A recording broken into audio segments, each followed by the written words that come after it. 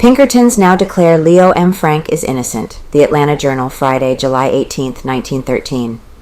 Editor's note, small sections of text are missing due to scanning near a crease. Noted sleuths who had accused Frank now change theory. Harry Scott, field chief of the Pinkertons, refuses to discuss the agency's change of theory.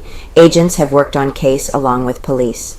The Pinkertons were employed by the National Pencil Factory immediately following the murder that the Pinkerton detectives, who for so many weeks held to the theory that Leo M. Frank is guilty of the Mary Phagan murder, now lay the crime to the door of Jim Conley, is a recent development of interest to the students of the murder mystery.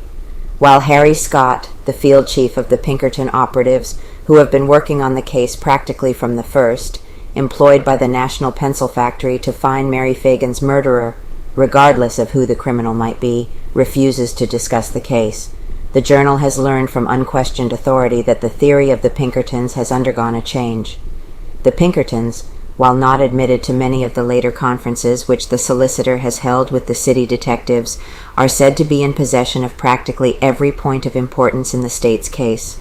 Scott, who was worked on the case with John Black, one of the best of the city detectives, was present at the time Jim Conley made his 3 most startling confessions of complicity in the murder, and he, the Negro Conley's manner of connection with the crime, and the strangeness of parts of his story, are said to be more responsible than anything else for the Pinkerton man's dropping the theory that Frank is guilty and taking up the fight against Conley.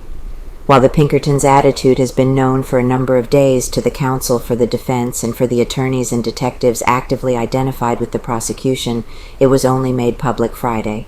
A significant fact connected with the Pinkertons' attitude in the case is that Friday morning Scott made an effort to see Conley and give him another grilling, but was denied admission to the Negro's cell. Scott, after talking with Chief Beavers, said simply that he had been informed that the Negro did not want to talk with anyone during the day, and that he, Scott, would probably see him another day. Scott, working with Detective Black, made a number of attempts during the Negro's admissions of complicity to secure a confession from him, but failed. While the Pinkertons do not now believe the factory superintendent guilty of the crime, the attitude of the Solicitor General and the city detectives in the case has not been changed, and Solicitor Dorsey is making his preparations to go to trial in the case on July 28th.